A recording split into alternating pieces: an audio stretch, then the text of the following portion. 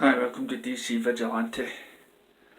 First things first, I just spent this weekend with my wee girl and we watched the Star Wars, the complete saga.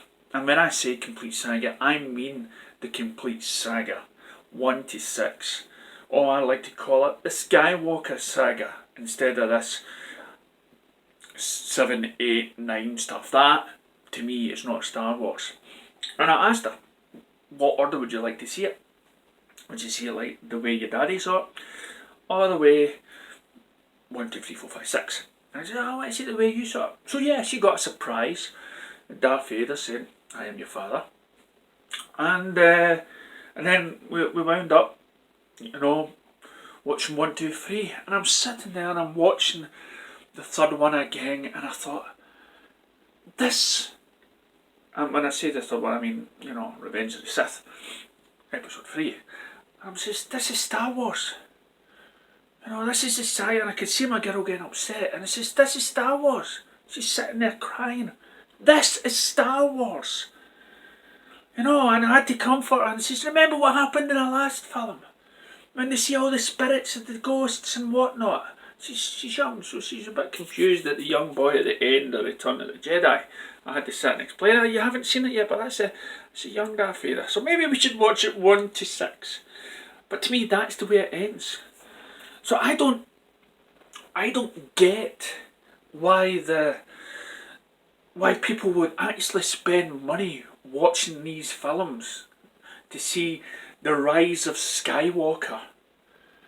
Or, these films aren't George Lucas. George Lucas had written films. He had written scripts for the next 3 films at the end, the Skywalker saga, right? I think he probably had ideas for on, but he didn't want to carry on because he wasn't sure it would be around that long. So he sold it.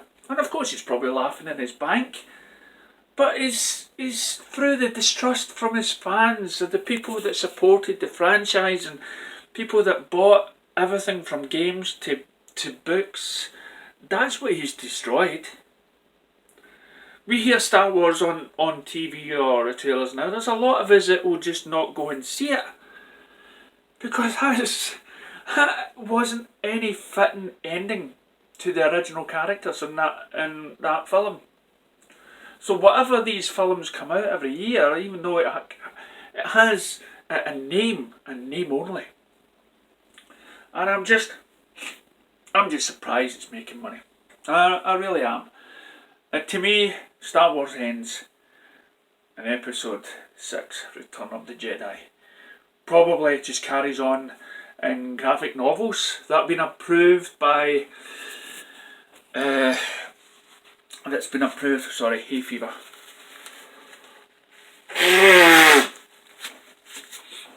That's been approved by Lucas.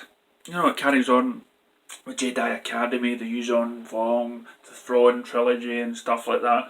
To me, that, if I really wanted to carry on after that, it'd be down those venues because it was Lucas approved. And what gets me is the creator, the people, the fans of Star Wars, knowing all too well that Lucas was betrayed, because we had Kathleen Kennedy sitting there telling Lucas that they would treat the characters with respect. Seriously? It's people like geeks and gamers and stuff like that really shines a light on that. And you'll be surprised that I listened to him, even though he's not a big Zack Snyder fan. Well, his DC films anyway. But yeah, I respect him as a director. And so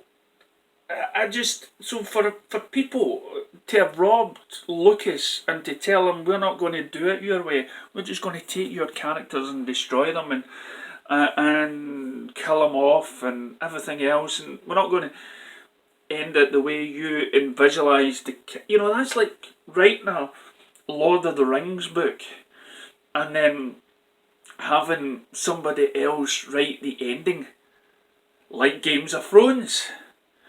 Well, he's not written the last book yet, so you get these two numpties, two idiots, to write the last few, chapters of the book that's still to be written. And so we end up watching crap. We end up watching a rubbish ending. And not the ending that the author probably had in mind. Or the journey to that ending. It blows my mind. Now, I like listening to people with passion.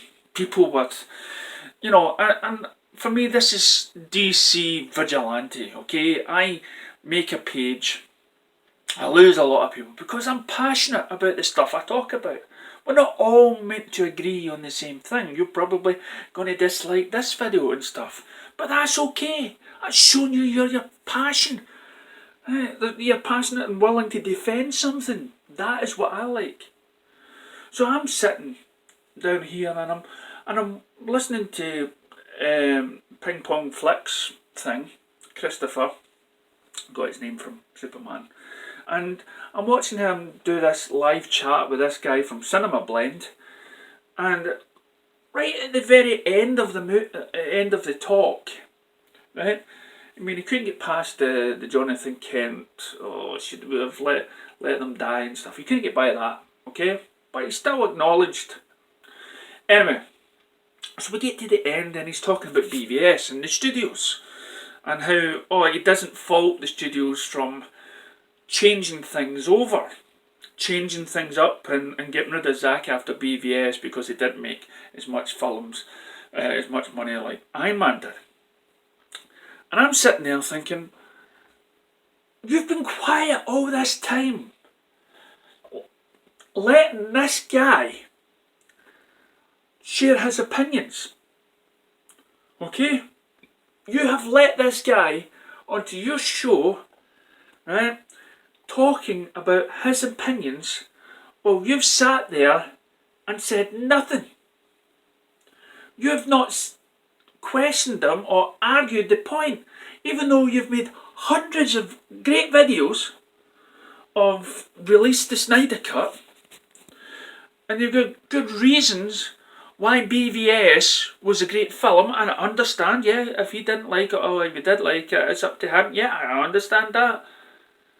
But get your own point across.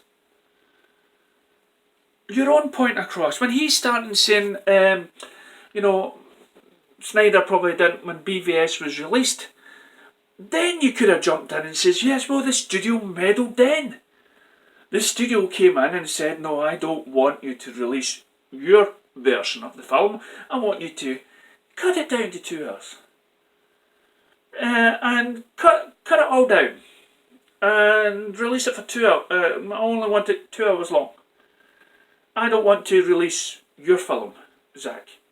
And then months later, he releases the Ultimate Edition of BVS. A film that I truly believe, if he released the BVS Ultimate Edition the first time, it would have crossed, more and more people would have liked it. It would have probably got a different score. It would have crossed the $1 billion mark or whatever. But no, you sit there and you said nothing. I want to the wise to all you other YouTubers out there. If you are going to be a fan of anything, if you're going to sit there and talk to somebody about something that you love, and you've got thousands of viewers and thousands of fans that follow you, you have to speak as though you're speaking for those fans. You've got to, like any interviewer, like any person on Good Morning News channels, right, these journalists, you have got to speak for the people that cannot speak. You've got to get their voices heard in order to make a talk, in order that you may also educate that person who you're speaking to into thinking differently. And that's why this is DC Vigilante. This is why I changed my page. Because I want to speak on behalf of the people that agree with me. I want to be their voice. And if there's something that bothers you, right, I want to know about it so I can make a video and make sure that your voices get heard either here or on the Facebook page. So please, YouTubers, stop being nice. Stop worrying about your views or your subscribers. Right? Why not just listen to those subscribers every once and again? Listen to the thing that you're defending and speak for them. Because they probably do not have the fan base that you've accumulated. So they have less of a voice to be heard. So speak for them. Stand up. This is DC Vigilante. That's my truth. Right.